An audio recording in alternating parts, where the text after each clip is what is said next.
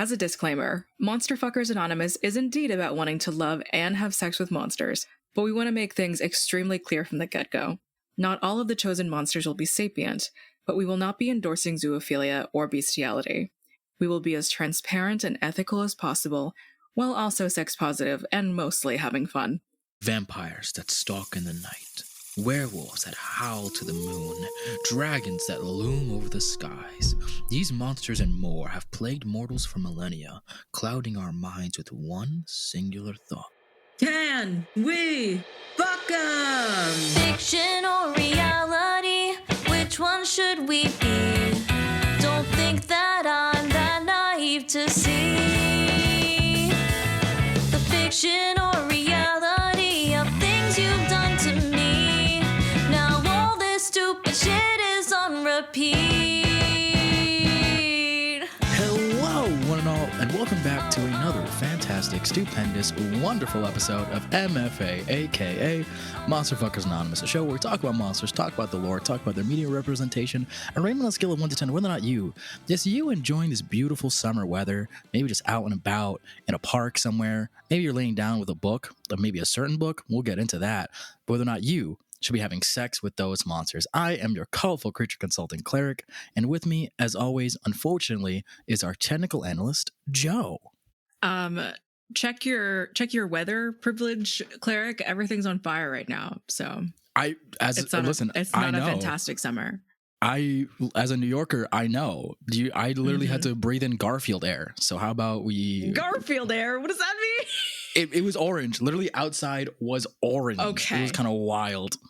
But yeah. So that is, sometimes you gotta... Lasagna air. Just lasagna pasta air ready to go. But sometimes, you gotta enjoy the weather while you have it. So Joe, now that we got the weather out of the way, how are you? How you doing? You ready to talk about a topic? I'm ready to talk about a topic. I had a 7-8 hours sleep. It was crazy. That's a record for you, honestly. It's really impressive. I had a salad this morning. I had some iced coffee. What the hell? Oh my god! Wow, Joe. I hate to say this. I don't. You might be actual functioning human today. No, it's a rare. No. All right. Well, besides that, Joe, what are we talking about today? I'm not well equipped. What do you mean? What do you mean by Despite this being a topic that we have fully talked about before, I think we can bring someone in with more prowess as far as this goes. All right. Because what we're talking about today is movie monsters, correct? I wouldn't know. You wouldn't know? Let me get somebody who can confirm. So I'm just going to draw this symbol on the ground, do all these things. Just get the summoning ritual ready. I'm going to put this book in the middle, a very good book called Prestige Prestige you fucking TV. idiot. Give me a second. I need to read. Prestige TV killed the starlet. I'm going to put it down, and then I'm going to get crucified by the person who we're about to summon. The book's expanding. Someone's coming out of the book. Who is this? I have been summoned. Hello. Who are you? Hello, everyone. My name is Laura Andrea. I am the author of said book that was demonized into reality, I guess. Mm-hmm. I'm a writer. I write fiction. I write poetry, and I also write a column about monster fucking for the Daily Drunk, specifically the Final Girl section of it. It's a wonderful. There's some wonderful articles that y'all should read. But Laura, what are we talking about today? Why have we summoned you here? Well, we're going to be talking about some movie monsters, and what their deal is. Do we want to bone down with them? The magic of cinema, Truly, the cinema really brings out the best in the monster fucking community, which is why I got a question for you. What do you think? What is so attractive about monsters on the big screen? What do you think draws us to them? They're just so big, like the silver screen. If you're gonna go, this is what movies are for. You're gonna go big or go home. You really see them in all their glory. And their HD or their film, their colorization, they're really stylized in a way that other monsters just may not have the budget for, you know? Yeah, I think that's a good point. I think when you get a big budget movie, you can really they put in as much details to the monsters as possible, which gets your imagination really just flowing for what those monsters could do to you. Joe, thoughts? Yeah. Riveting. I'm so glad we co-host this. Here, to make it up to you, why don't I go first? Wow, you know what? I would appreciate that. Within the few seconds of the summoning ritual, I watched an entire movie. Oh, did you? I watched some junkets. I have written a description. I'm ready to talk about the alien from the movie The Untamed. The tentacled alien from the 2016 film The Untamed crashed down from a meteorite. With an oblong head and no particular facial features, its most notable trait is its veiny, slimy, and phallic tentacles. Presumably from a planet of pleasure, it can fulfill all of one's secret and sexual desires. However, once it's done with you, the warning signs will be apparent. So, you're on Pornhub. You type in the word monster. You find splice clips, you throw those away, fuck splice. But you find woman gets railed by tentacles in a barn or something crazy. Woman gets anally destroyed by octopus, whatever it is. And you see, walk with me hand in hand right now. Hold my hand. I don't. Tentacle and tentacle. We're on Pornhub. We're holding hands and we're watching Pornhub, and you see a scene of a woman getting missionary style eaten out, penetrated by a predator head shaped mass of tentacles, and you are intrigued, nerves alight. You don't know what to do with this. You're worried that this movie is freakier than it actually is, but it is actually a movie by Matt Escalante, who is I don't know if he's gay specifically, but he wrote this story as a literal analogy / metaphor for, hey, this alien is the give and take of having a like secret and sexual desire, or not even most of what it even wasn't even about kinks or fetishes. It was literally about like queer relationships or wanting a more sexually successful sex life in a marriage, that sort of thing. And these wonderful themes came in the shape of sex monster alien. No. What do you mean? No. Because you can dress this up as much as you want, and I get it. It's a very powerful message, and I just kills two people at the end of the movie. All right, see, we've got to the heart of the issue almost immediately here. You can't say something's like the hottest thing if it murders you. I don't know why I have to keep bringing up this point to the show. If you die at the end of it, that's not a net positive. Listen, sometimes that's the risk you gotta take, you know? What a way to go out. By tentacle? By tentacle consumption? By tentacle with teeth? Yes. Yeah, I'd stand by that. It's original, you know? You will be remembered. I don't think we can even have you wouldn't even have to have like an open casket. It'd be closed casket, just... I say embrace it, you know? You gotta commit to the story of that death. You gotta like have the whole show. It's about the spectacle, you know? Okay. All right, I get it. The spectacle is something that is interesting here, but I want to let's break this down a bit, because you've introduced a good theme. You've introduced a good like storyline. I'm invested in that. What is this movie about? What is this monster about? Give me more like plot things here. The Untamed follows the lives of these two women. Veronica can only find sexual pleasure and her desires are fulfilled through this alien that is in these two scientists who is an elderly couple. They put this alien into this barn because it crashed down from a meteorite, and the meteorite was full of animals fucking. So that is sort of where it probably came from, a weird planet of pleasure, and like it only really knows like sex and like how to achieve orgasm as a state of like actualization or something. And Veronica befriends another woman, Alejandra, who is in a loveless marriage. She's not sexually fulfilled in her marriage. Her husband's an abusive jackass who's also cheating on her with her gay brother, whole thing. And then Veronica introduces Alejandra to the alien and is like, this is like the one thing I know. This is the one true thing. This is at its core the most raw, visceral, real thing that you will ever experience. And it is literally thematically, whatever. It literally just looks like a bunch of muscle matter tissue or whatever. But it is also something incredibly, it's a real thing. And obviously it's really terrifying for Alejandra to experience it for the first time. But then they keep going, and then this elderly couple like just takes care of them after having sex with the tentacle monster. So not only are you fucking an alien, you're also an elderly couple who's studying the alien. Will be there for you. What is that? Just and then a bonus? 2 people die in the end. You keep glossing over that fact like it's nothing. It's not important. It's not important.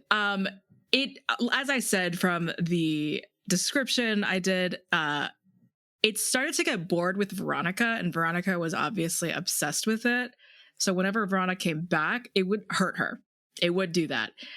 And there are just some things as you get older that will hurt you. Sometimes you can't do not positive spin this. You cannot positive spin this right now. You can't do aerial acrobatics in your 40s that much. You know? I want to get your opinion on this. What are you feeling right now after all that? I'm intrigued. Like, when you get involved with the tentacle aliens, do you become part of them? Do they become part of like this new colony of like beings? Because that's intriguing.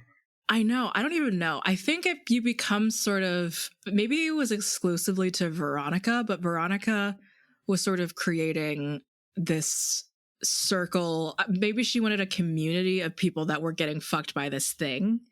And I don't know if it was really a hive mind situation. It just felt like Veronica was like, this is how I'm going to make friends. And the people that I'm around are in this conservative town in Mexico. And we're all just trying to get by, trying to deal with things however they are. And again, this alien is this one true thing that I know, and I want to give this experience to you. It was sort of Veronica's headspace when introducing people to it. So it's a little kind of culty, given, like a little culty, yeah. A little bit like multi-species, like swingers, kind of. Yeah. Okay. So there's something that I'm like, I can see where this monster is coming from a little bit, and I want to paint a picture. It's not gonna be a great picture. Okay. I want to paint a picture, and you can let's hold. Now that I've held your hand once, hold my sweaty hand as I paint. As I come through. Yeah. Listen. It's a condition. So I imagine this monster crashes down. You meet him. It's like you're walking through like a forest or something. You meet this monster. You're immediately off put, but I mean, there's something just alluring about it. And, you take it home, you have mind-blowing sex with this monster, like next level, just nothing in this world will ever compare to it.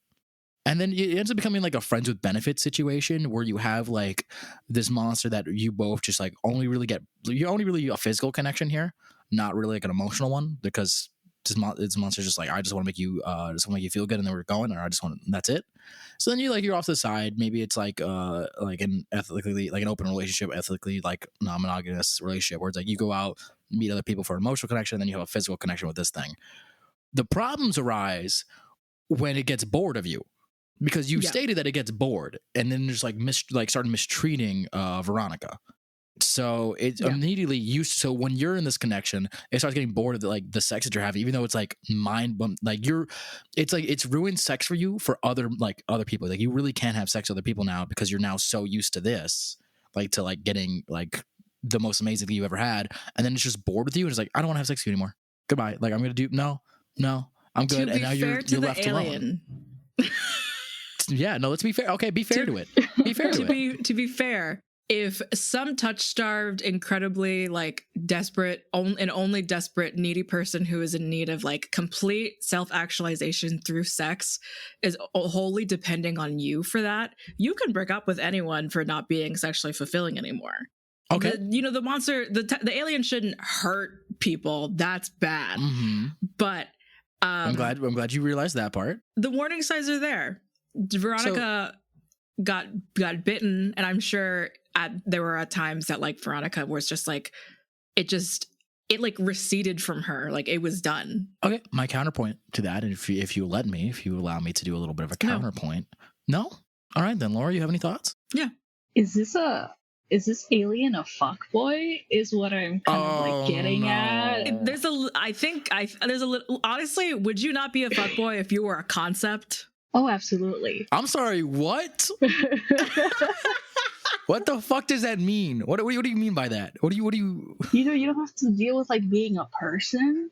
You can just be an idea to people, something to fix. And what's more alluring to fix than an alien? Like, you gotta figure them out. You can like make them human. You could fix them. Obviously, yeah, but you're gonna fail, and that. You go in knowing you're gonna fail. That's part of the allure, I guess. I really just I have no words. I don't. So you have a fuckboy. Okay, so now it's fuckboy tentacle. Yeah. And so now I want to imagine. I want you all to picture this because this is what I'm picturing. Is just a mass of tentacles with like a backwards hat that's hitting a vape, being like, "All right, baby, you want to go?" And then immediately just like going to town and then being like, "Haha, bring your friends." I already came. I don't care if you came. You gotta get out. Yeah, you gotta go. I got another girl coming in. Not even. It's like, do you mind ordering DoorDash for both of us? But you can just, oh my God, just put all my order in. Appreciate that. Could you actually Uber me home? I'd appreciate it. Uber me home? Yeah. Uber spaceship flies in. This sounds like there's a story online that I think it's funny, but I also imagine it like this is the type of person or the type of concept who would ask you, it's like, hey, you want to hook up, ask you to hook up and be like, all right, if you want me to come over, order me the Uber to your apartment. Which the audacity, because they know they're good, they're like, I know you're gonna have a fun time, so you order me the Uber after you asking like me you up. That's crazy. These are not positives. This is not making me want to fuck this concept even more. The alien is a homebody. So you can, if we want to get to the scale as it is, the alien is solely located in a barn in Guanajuato, Mexico. It is like, you do have to walk through mountains. You have to kind of hike to properly be able to get to this barn. But if two women and that one of the women's gay brother can just follow a stream and get to this barn, then easy. So you have to trek through treacherous terrain to go visit this fuckboy alien with their like dozens of other roommates in the same barn. This is not making it sound. The two old people that are studying. Yeah. Oh no, living with their parents. Yeah, they're no, in it's their like parents' basement. Converted barn apartment. Yes, exactly. It's like, just ignore my parents up there. They're getting me some pizza rolls, but do you want a couple? Ma, give me some pizza. Like that's oh no. It's a canon event. You can't interfere. It's gonna happen. Oh yeah. All right. So if we're gonna put a number to this from a scale of 1 to 10 of how possible it is to get to this monster and to have sex with him. I've seen it fuck two people. So as far as physiology, we got it down. Yes, that ranks it a little bit higher. The problem is, again, for the average person of like, say the three of us, to get to this one random barn in the middle of Mexico is a little bit difficult, you might say. Just a bit. So on a scale of 1 to 10, I'm going to put this at a 3. Physiologically, super possible. geologically, not that great. It's not in like a volcano. Like the elderly couple will like let you come in, and they will also say, hey, maybe you should stop. Like, they are also reasonable people. Again, you have to get to this barn. You already said you have to trek through mountains. There's no like airplane that's going to light you up. And someone has to tell you about it as well. Like, there's not just like a Google review about, hey, this alien will fuck you in this barn in Mexico. So yeah, you're making this actually harder now, because you have to get a word of mouth from a random person to then go to to do a physical trek from a 4.5 is what I will concede to. Whatever. All right. Yeah. You fine. Fine. I think I'll split the difference and do 4, because I feel like once the information gets out, and I feel like it will get out, it's like not an inconceivable trek, you know? Once they publish a little scientific papers, you can like track the family down. It'll take like maybe a week. I think it's doable. All right, that's fair. That's a fair one assumption. Now we're moving on to attractiveness. How attractive this monster is based on their physiology and their personality that we like kind of thought through. So this is where I'm gonna put my foot down here. A massive tentacles with a predator face, not bad. I'd kiss that. I'd give it a little kiss. I'd kiss that. And if you want to see a picture, it is right here.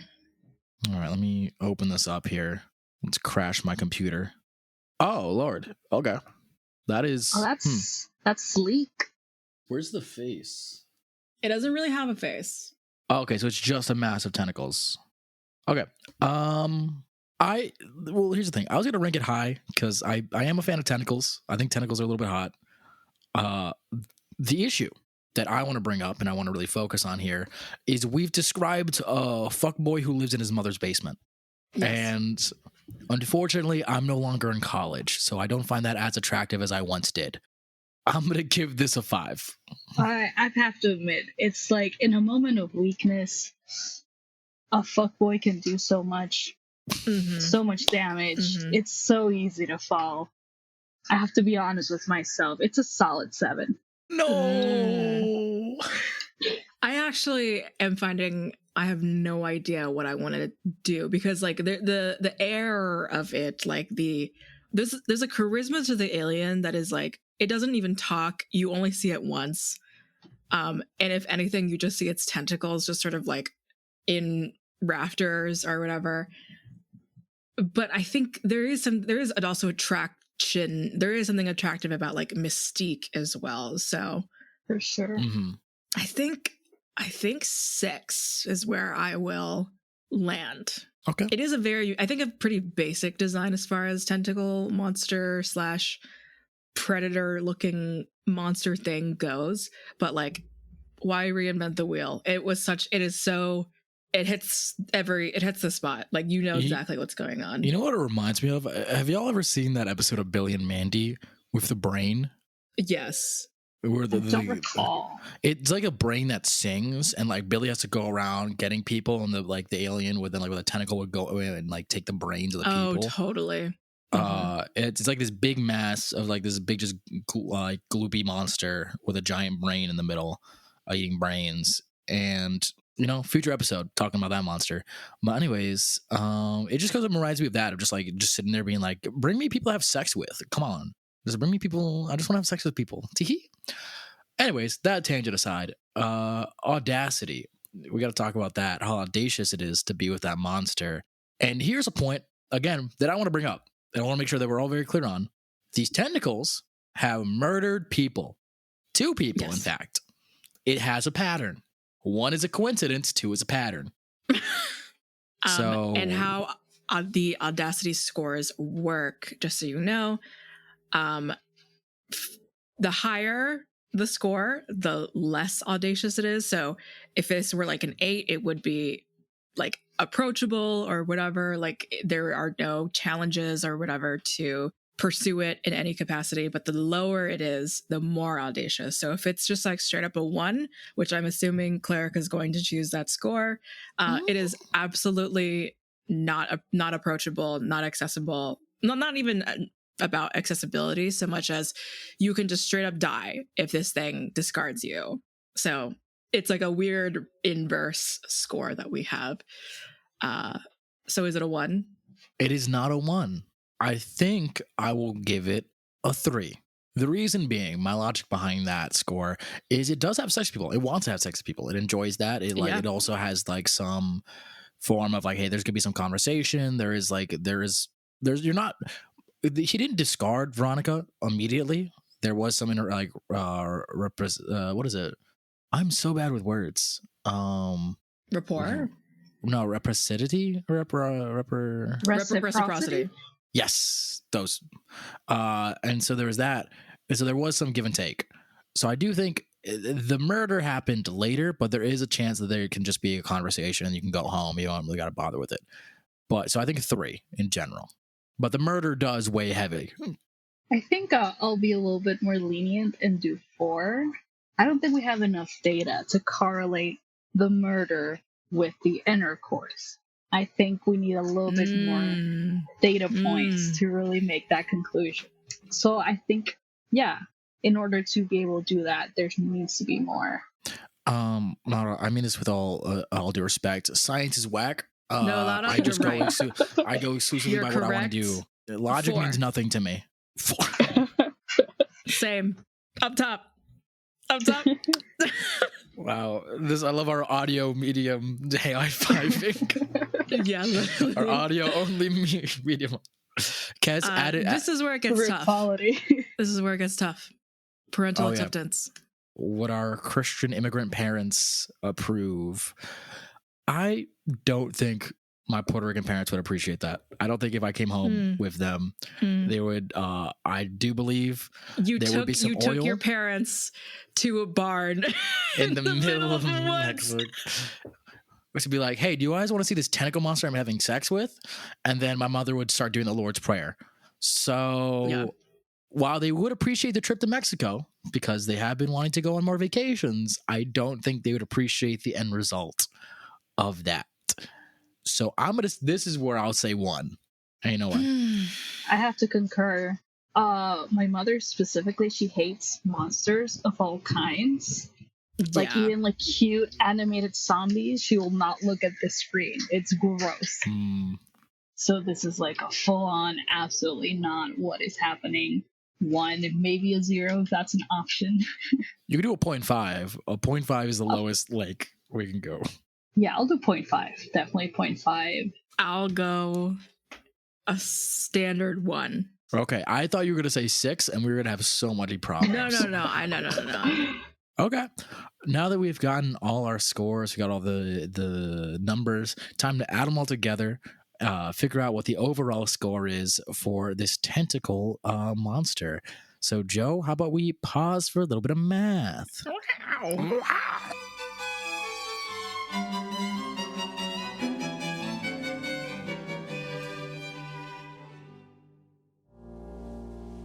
I'm Kez, I'm your editor, and I'm here to thank a few people who've been supporting us through Ko-fi. That's Gwendolyn, Emilia G, Chris Chan J, Day Dory, Akima, and Soren. Now, our Ko-fi members get access to outtakes and the living scoreboard we have for every monster we've reviewed on this show. You can check it out by going to our Ko-fi. That's kofi.com/monsterloverpod. And you can be a member for $3 a month to get access to those. You can support us in other ways by leaving a rating on Spotify, leaving a review on Apple Podcasts, or just following us on Twitter @MonsterLoverPod. It's places like that where we announce when new episodes have come out.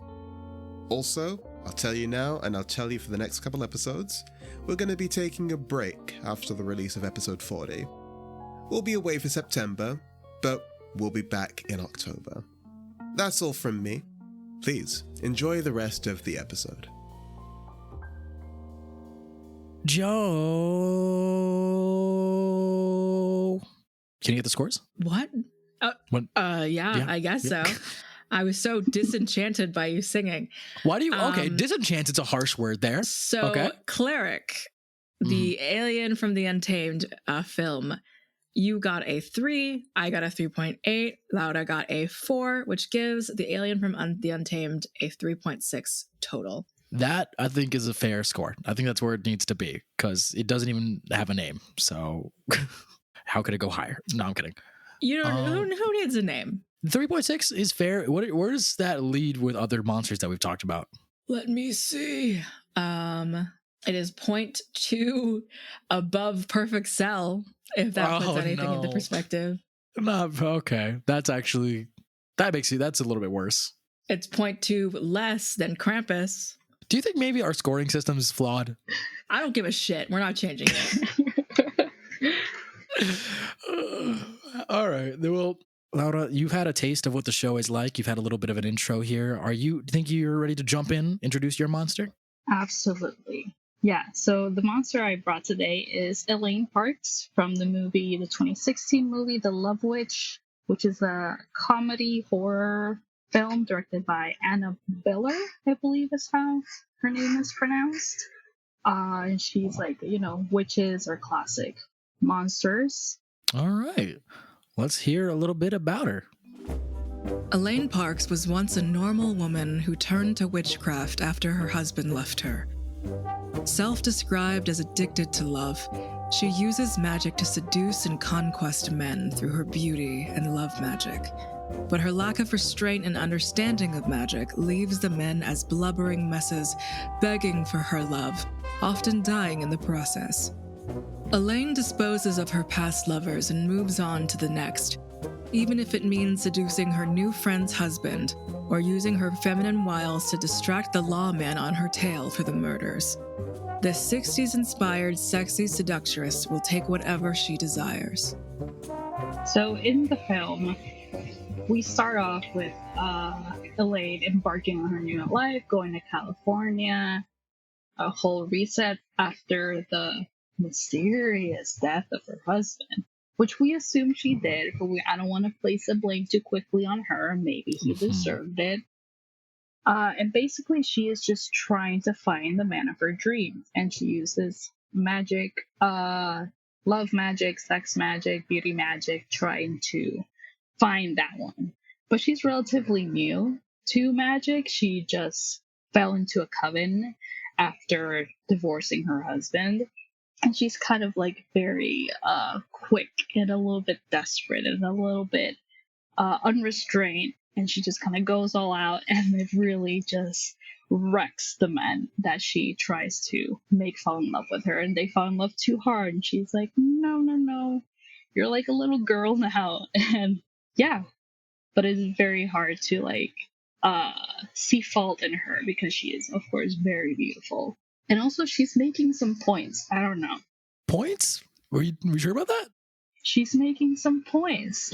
After a couple years, your husband is telling you, oh, you didn't cook this dinner, the house is dirty. It's maybe she was right to murder him. I don't know.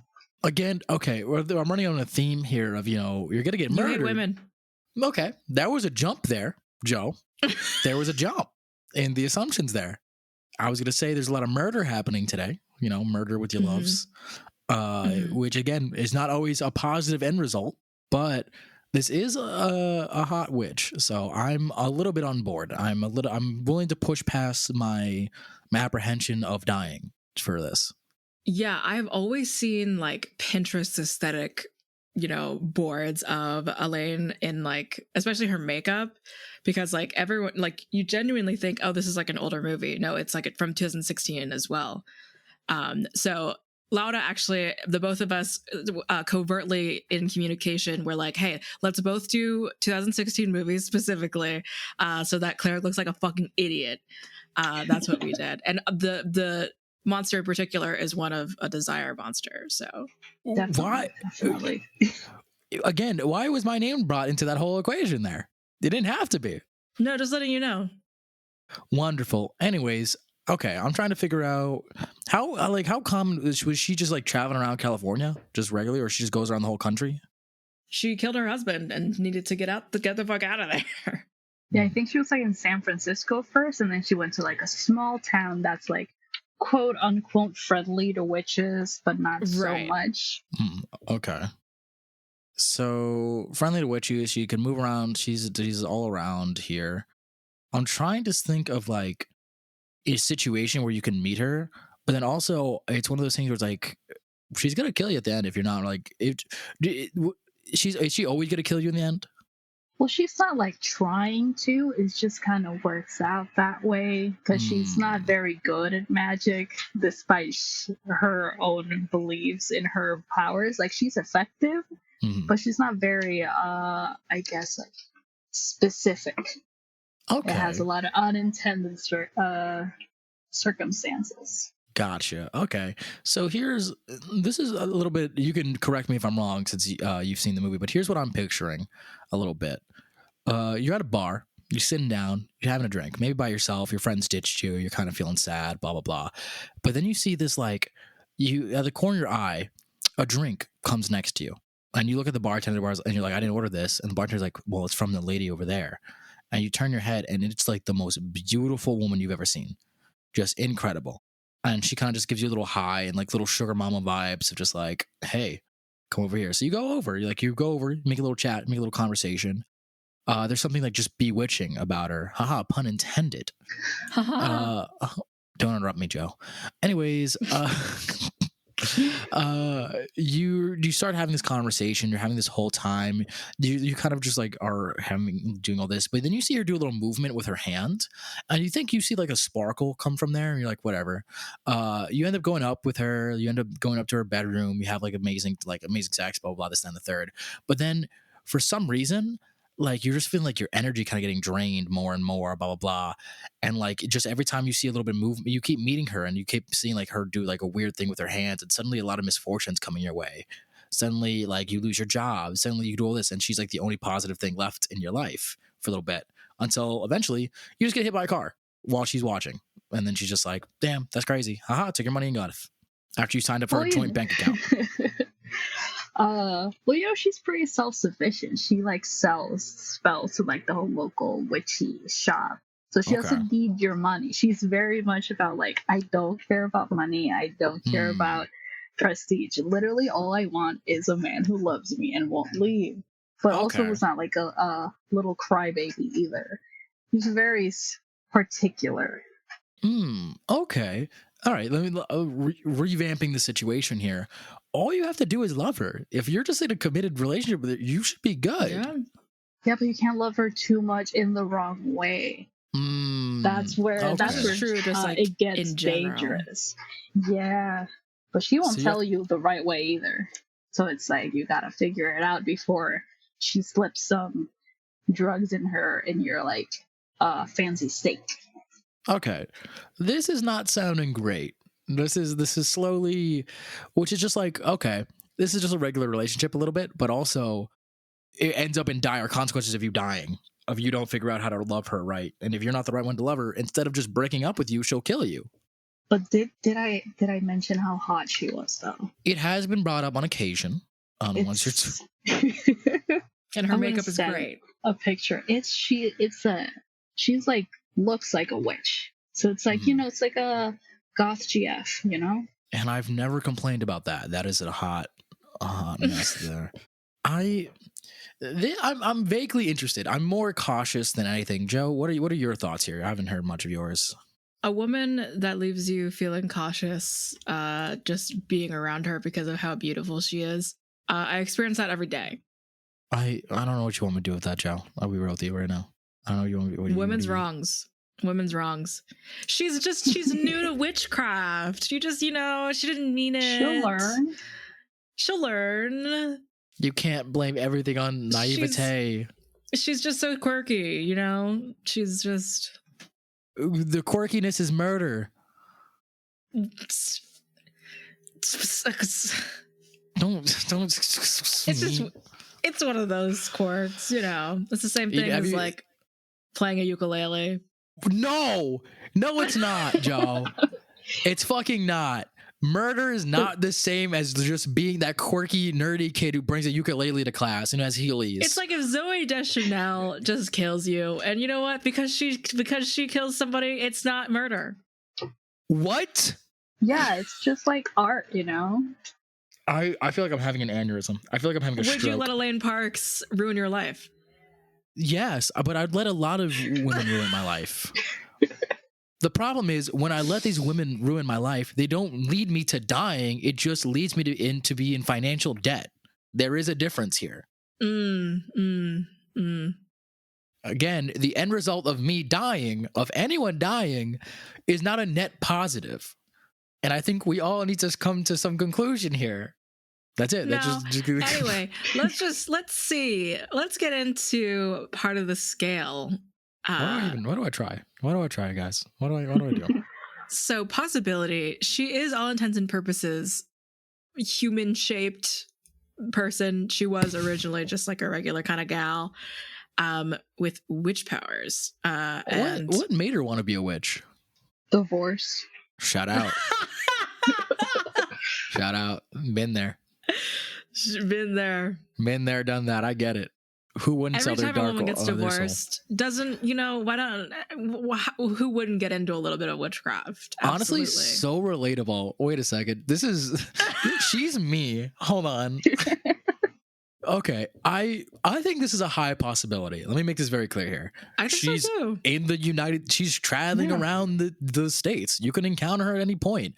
She's living her life. She's trying to find love. She could be on a dating app right now. Your Elaine Page could be on a dating app for you. Yes, you listening right now. Go on Tinder right now. Find her. Find her in your area. Actively on the hunt. She has an iPhone, I believe, too. So she's for sure on Hinge or something. Easy. You know what? I'll be real right now. 9 to 10. You know what? 9.5. Fuck it. 9.5. I was gonna say 8. Honestly, it's just a matter of depending on how often she travels. Anyway, she's one gal, but she is an entirely accessible one. And if you are open and ready and willing to love her, then she's gonna maybe keep you for a couple days. And all those will be the best couple days of some of our lives. For sure. And 8. Yeah. Because eventually, if someone dies, you got to move cities. So you got to have to wait until the trail leads to you. Yeah. Which is fair. Yeah. Attractiveness. How attractive is Elaine Page? No, listen, she's 9. so hot. It's upsetting. Yeah. I've been feeling dry, baby. 10. I'll go 9.5. Because you can't give her a 10. That's too much power. Listen, women in power. I'm an ally. Anyways, White women in power. Let's go. Hold on. Let's slow down there. Let's slow down there. Audacity. How audacious it is to be with her. This is where the score changes. This is where it is audacious. She will murder you. There is death here. That is, again, you could swipe on Tinder left or right. She is gonna kill you.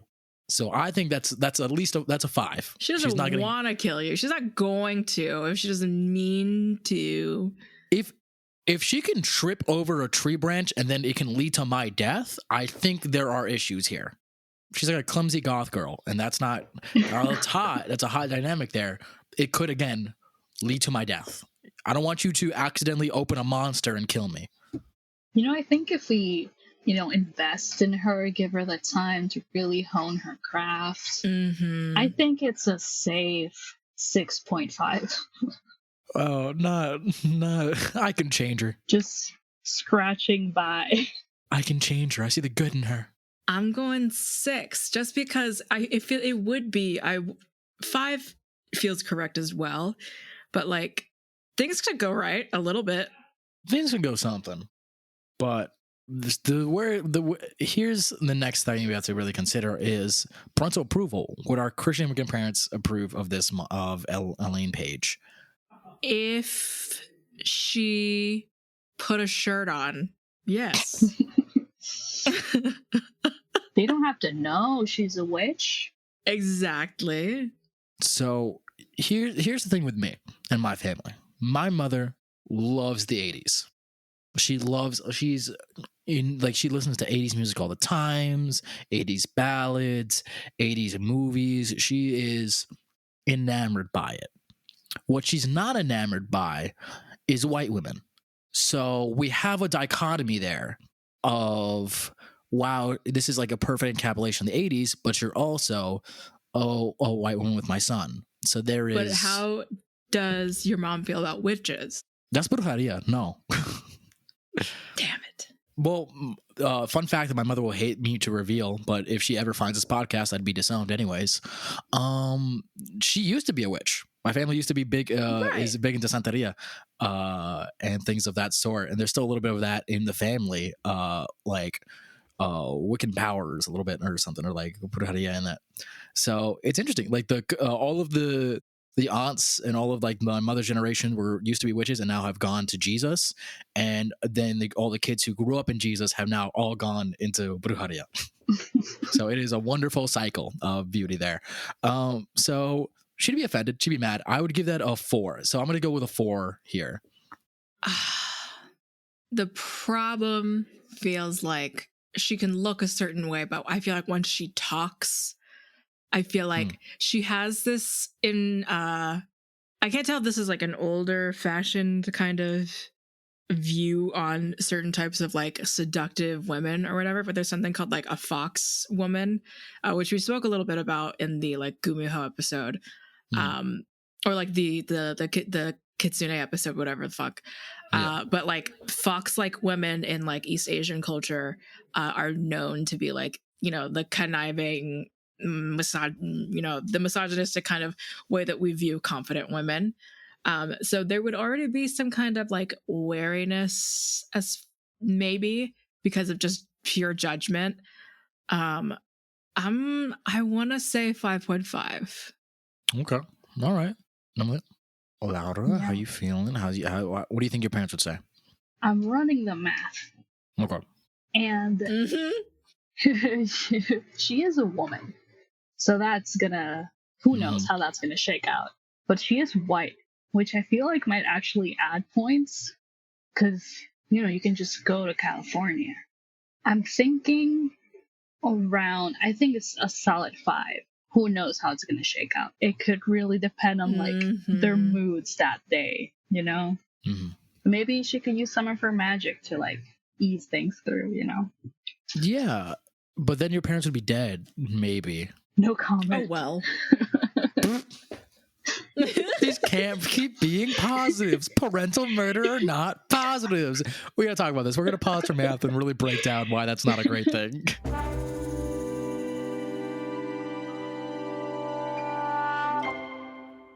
And okay, so now that we've laid down that ground rule of, we had that whole debate about parents and everything, Joe, what's the math? The math is a pretty consistent rating all the way down. Cleric, you got a 7.1. I got a 7.1. Laura got a 7.3, which gives Elaine Parks a 7.2, which puts her right there with Constance from Monster House and Spock. She's an esteemed company.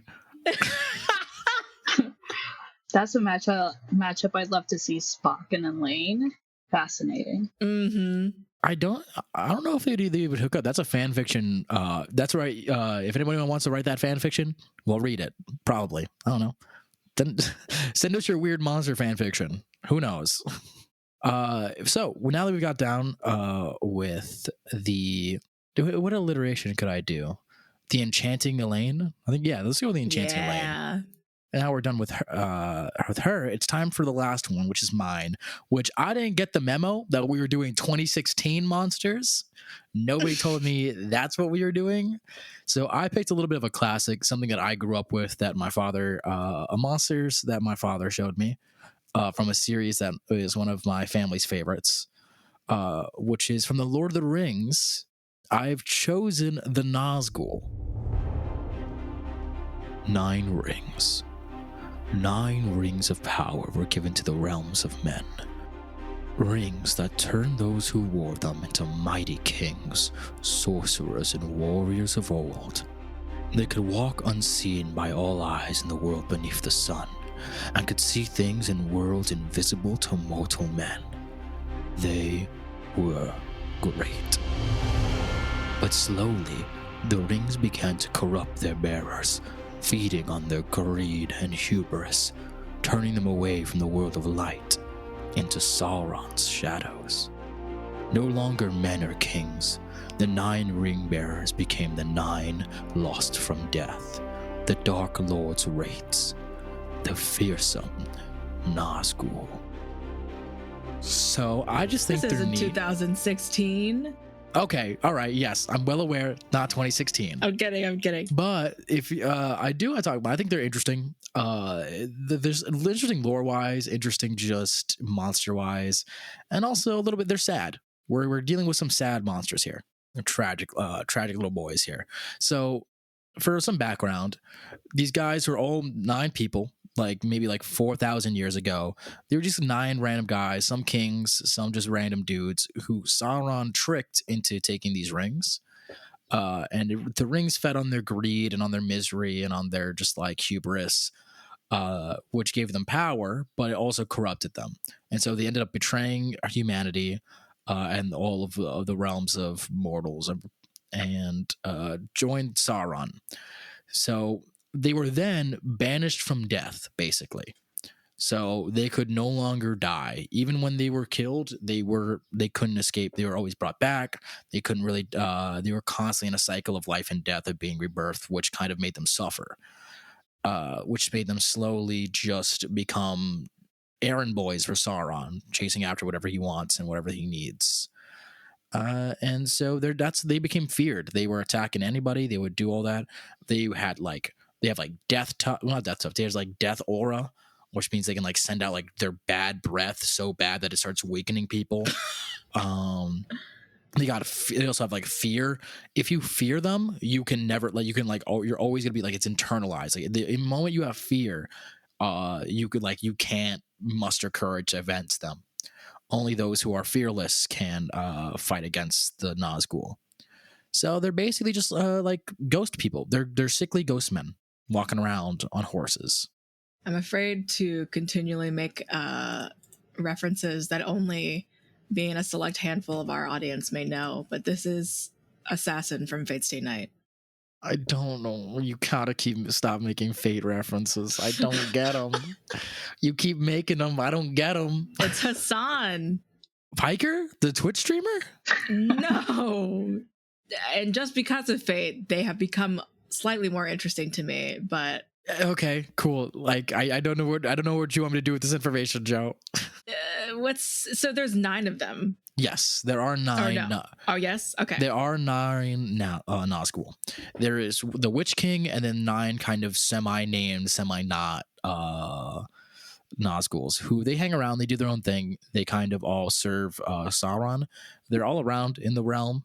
If you lived in Mordor or in the Middle Earth, you may encounter them if they attack big cities, if they lead armies, if you're trapped underneath their rule in a certain town, they'll find you. They appear as like the cloaks, like the race. They have like the big old cloaks. Dementors. Yeah, basically a little bit of like those. They look like that. But in actuality, some interesting little tidbits about them is one, they're kind of blind a little bit. They have a diminished sight but enhanced hearing. So they have excellent hearing. They can't really see that well, but they also can. But that's because they see into the world of fairies. What that means is for those of you who remember the Lord of the Rings, when Frodo puts on the ring of power, he becomes invisible. When actuality, he's not like just invisible. It means he goes from the world of men into the world of fairies, which is like the world in between. And that's where the Nazgul kind of perceive. They perceive that in-between world, which is why every time he puts on the ring, they can find him easy because they know it. They know where, like, that's where they basically can see the best. So they come through that. But without that, they can't really function in the day. They mostly work at night. They're better at night. Basically weird vampires a little bit.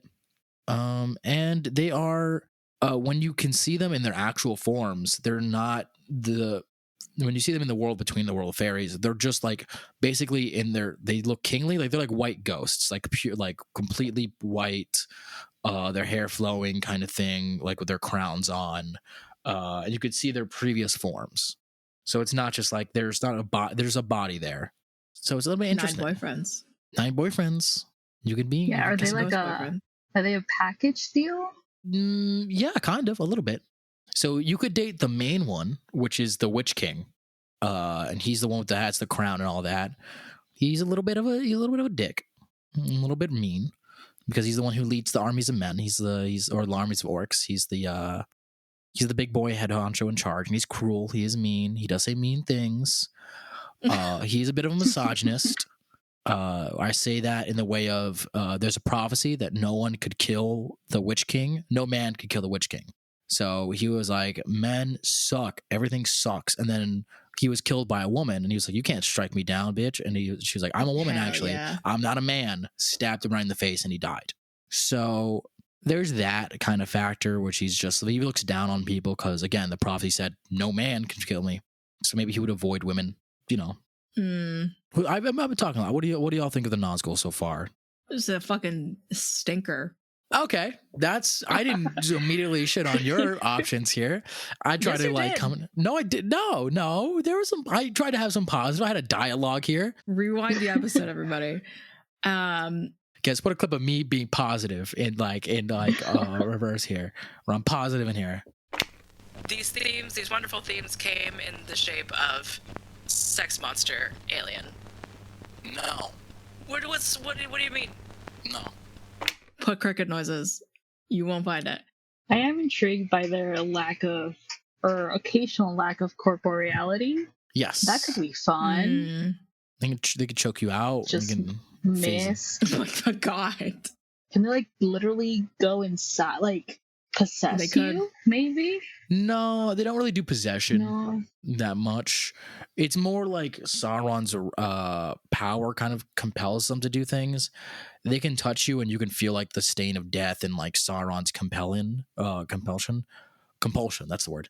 And then, they're not really that like possessive type wraith. It's more of like draining your energy, draining your will. They'll suck your soul. They got Suck that. you real dry. Mm-hmm. Suck you right to the bone. So Hell yeah. that's something godly had. A real sad boy. You mentioned earlier they were kind of sad, which is intriguing to me. And I'm really seeing the sucking you dry emotionally of a sad man.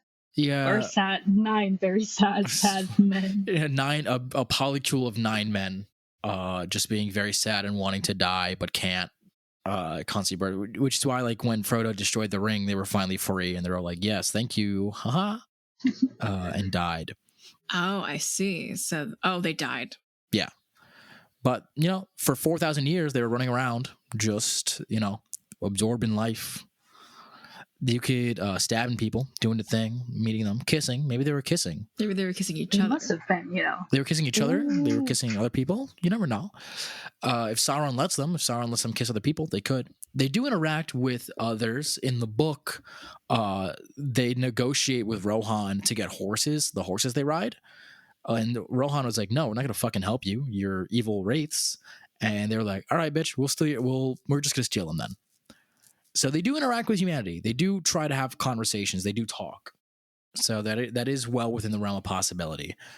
It's just they're a little bit incorporeal, a little bit corrupted. The only answer to their big boss. They have to follow what their boss says. But then the positives, you get 9 very sad polycule boys who want to help you out. That could be manageable with maybe a Google Calendar, Excel spreadsheet of some sort to work out a schedule. If 9 is too much, you have more than one for each day of the week. But you can just bring in more people. Exactly. Or you can double up. Some of them are just nameless losers. The Nazgul. You have the named ones who hang out, talk more, hang out with them, and then you have the nameless 3 on a Sunday. Hey, listen, they've got a job. They have a steady 9 to 5 working for Sauron. Probably, I'm sure that has health benefits. That's something. No, I don't think Sauron does health benefits. No. What are their hobbies? What would you say their hobbies are? Oh, their hobbies? Hunting. You said they like horseback riding? Horseback riding. Horseback riding. Love a horse boys. Yeah, they're horse boys. They know how to ride horses. They like to go, scavenger hunts. They're big on those. They're big on... Would they play board games? No, but they would do puzzle rooms. Because to puzzle find rooms, oh, that's okay. That's true. Yeah. They feel like it feels like they wouldn't cheat on Monopoly. Is like kind of the vibe. No, they definitely wouldn't cheat him. No, they actually would. They would cheat on Monopoly. They would be Okay. because in their Me too. lives they were greedy and kind of vengeful. The rings did corrupt Okay. them, unfortunately, to in their bases impulses. So they were not great people. They were greedy. They would probably get all the Monopoly in Monopoly and then make you still charge you real world money to play. Gambling Monopoly, embezzling from the fake bank. Yeah, they would be stock. If we were to bring them into the real world, these guys would be stockbrokers. These guys would be like No. politicians, like definitely lobbyists kind of thing. But like cronies. Yeah, not cronies. like people with opinions. Yeah, they'd be lobbyists or like political. Like, do you have a corrupt president or like corrupt political candidate? And these are all the people who work under him, like people who really influence and try to like skew everything to be in their guy's favor. And they may hate it for a little bit, but because they're in a contract, they cannot disobey their boss. So you might be dating one of them and it's like, hey, I saw on the news that you are the social media manager for this guy and you're the one who posted on Twitter that your puppies cause cancer. What the fuck is going on? He's like, yeah, it's just my boss's position. There's nothing really I can do. I'm so sorry. That kind of sucks, but it's the job. You're just like, you're lucky that dick be fucking slinging. You're lucky you suck the soul out of me because this is corruption. But also, that'd be the fear of like, dating a Republican, which You're not really selling them here. yeah, I've no. I've lost the plot here, and it's making me worse for me to date them. But sometimes we don't bring winners to the show. We're not meant to bring winners. We're just meant to bring monsters. Honestly, most of the time we don't bring winners. What was that? I I have the most wins on this show. I want you to fucking watch yourself here. don't think you've ever counted, and you're just saying bullshit. And until someone proves me wrong, I'm right. Okay. Easy. Let's see. Why don't we Jump into the Papa get scale into it? for the last time this You said episode. that for the last time, possibility wise, you said that they're like all over the place, but you have to be in Yeah. Middle Earth. So if we just Lord of the Rings self inserts, all three of us, Yes. we're all maybe I would be a hobbit probably on Mhm. big hairy feet, whatever the fuck, and I am horseback riding with one of the many ghost horse boy, polycule boy, politician So- lobbyists. Yes and no, because they're sent all over Middle Earth. They did go to the Shire. That happened in the first and Uh-huh. second movies. They went to the Shire to try to get the ring from Bilbo and Frodo. They do invade in the history of Middle Earth. They do attack cities. They do kind of like raid places. The problem being they only really, when they are killed, they are buried. They stay there for a while and they come back. They come do like the whole back and forth here. So it's not like super common, but they do. There's 9 of them riding around doing what they can do. They ride on horses. They ride on those winged dragon things. So they're all about. They can get around anywhere pretty fast. There are focused on the job, so I'll wait for that portion and audacity. But for possibility, I think this is a 4. You could encounter one of them. They will stab you with their special sword that makes you fester and turn into a wraith. But if you're a wraith, then you can kiss them more often. Mwah. Yeah, they do seem very well traveled, which ups the chances. But I feel like I'd be like a normie in Lord of the Rings, not like an adventurer or anything. Right. Like I'm just like working my shift at the end, Mhm. something like that. And I'm assuming they don't sleep, so they wouldn't need to go to the inn. So I'd say a 3. Okay, fair. I'm gonna say 4 as well. Same reasons all around. Just you could. All right, that's fair. Attractiveness. How attractive are the Nazgul? I raise you. The Witch King is hot because I'm a big person for masks. So he's got a mask there. He's kind of hooded. Underneath there are like these ethereal ghost beings, which are kind of hot. I think there's an air of mystery there. They got armored hands. They got like the gloves on. There's a mystery of where you can kiss them. I'm gonna give this a 7.5. Why didn't you bring the Witch King and the Nazgul are just kind of there? Because they're all the same. They're the same. He's one of the 9 kings, so he is a Nazgul. Okay. I do like their combination of like bad boy and sad boy. I feel like that's a powerful combination, and their incorporeality is very intriguing to me. And they do have horses. I like horses. I hate to admit that, but horses are cool. I like horses too. So I think, Come on. 6.5 sounds right. I'll take it. Hmm. Joseph Derulo, what do you got? I'm leaving the show because you said that. No. Joseph Derulo. 4. I feel like that's targeted and hateful, and I feel like you're doing that on purpose and not really giving my... It is. Wow. I'm glad you're biased. I'm glad you can't be objective here, you know? What's your score, idiot? I already said my score, but not for audacity. This is pretty audacious. I would say they have poison breath. They will weaken you. They are only work for their bosses. They're kind of like... their nasty morning breath kills things. Yeah. It's not great. So this is pretty audacious. I'd give this a 2. They're on a mission. They're doing their job. If their job isn't fucking you, then they don't care. There's 9 of them, man. There's 9. It's more common than y'all. So 9. 9 is in Yeah. the audacity is off the charts because it's like if you maybe happen to like down one for the time being, another one might come, and then another one, and then there's the Witch King and everything. I'm gonna say 2 as well. All right. Yeah, they're working for some pretty big evil. A giant eye in the sky. And Yes. Even giant if you eye in the sky. survive, even if you survive the encounter, you can't just go around, fucking Republicans or their Lord of the No. Rings equivalent. Yeah. It's not good. Yeah, It's I not a good concur. look. It's a 2. Another factor I think that also ups the is bad for the audacity is Sauron's always watching the Nazgul. So say you manage to finally convince one just to fuck, Sauron's gonna be watching the whole time, being like, "What are you doing? What's going on here?" Biggest voyeur. A little bit. Micromanaging. Next You've time, got work to do. Sauron. Next time for Monster Fuckers. Another episode. But he's definitely into voyeurism. Man is watching everything. Finally, parental approval. If you brought the Nazgul home, would your parents approve? I'm going to be quick with this. No. If you brought 9 men and one of them had a big scary mask and everyone else looked like robed dementors to your parents' home, hey, this is my boyfriend. This is my boyfriend. This is my boyfriend. And they're on horses. They can get off the horses. I want you all to move past them being all on horses all the They're time. surgically attached to the horses. They're is not what I centaurs. They're not freaking... They can get off the horses.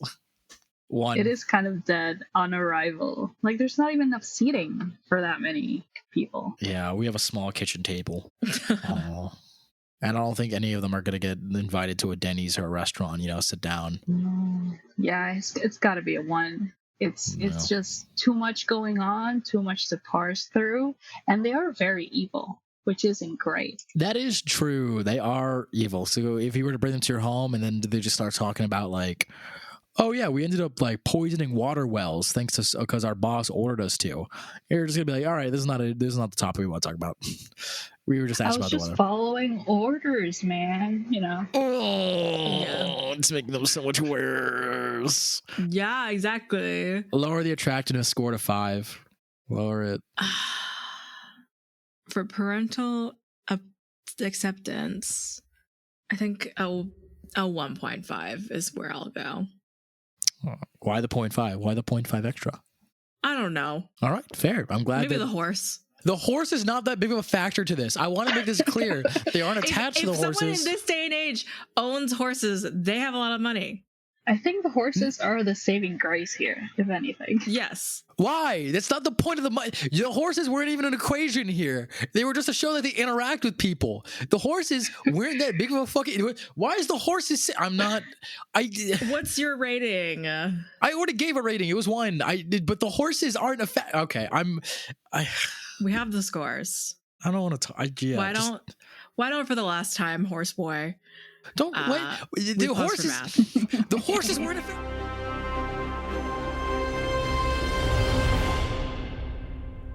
And that's why the horses aren't that important. You understand that? No, I don't. Here are the scores. Oh. For cleric, for the Nazgul, got a 3. For me, I got a 2.9. For Lauda, we got a 3.1, which leaves the Nazgul at a solid, is maybe not the word, but a 3 total. So the Nazgul sit approximately in between Lynetta or Girl Cthulhu and the gelatinous cube, right in the middle. You know, that's fair. That's all right. I'll take it. Yep. Should have pushed the horses more. The horses weren't the biggest factor. Okay, I'm not doing this again. We've moved past.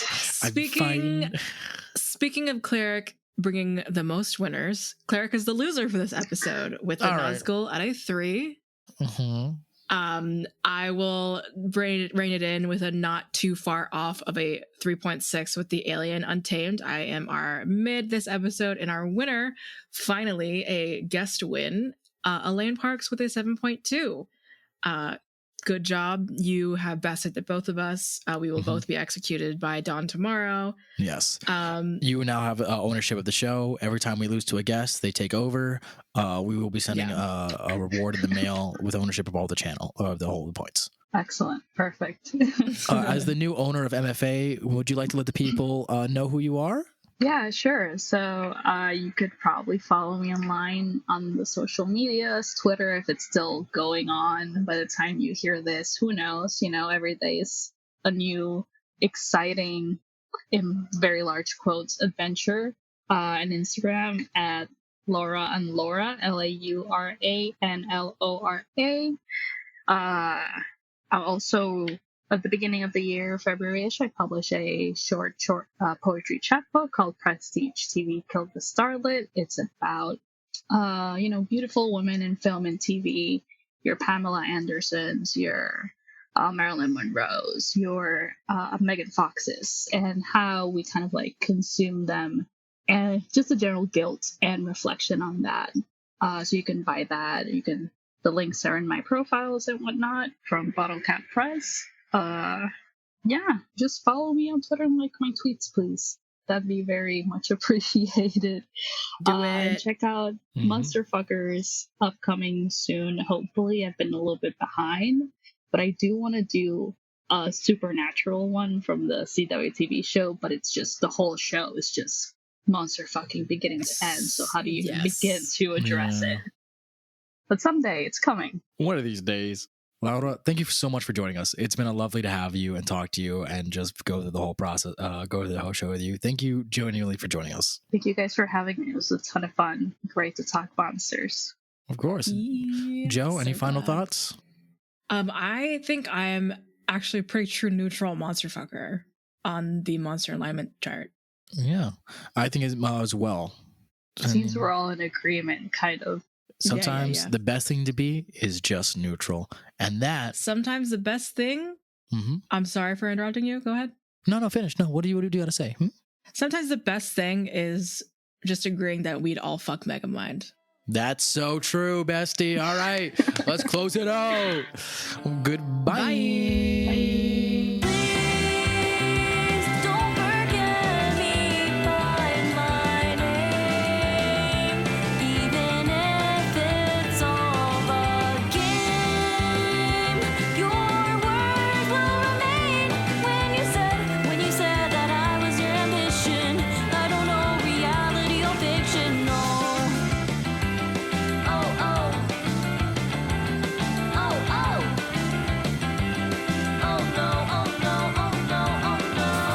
We're to see who's got the best monster here. The breast. The breast monster, the one that has the best breasts. But cut that.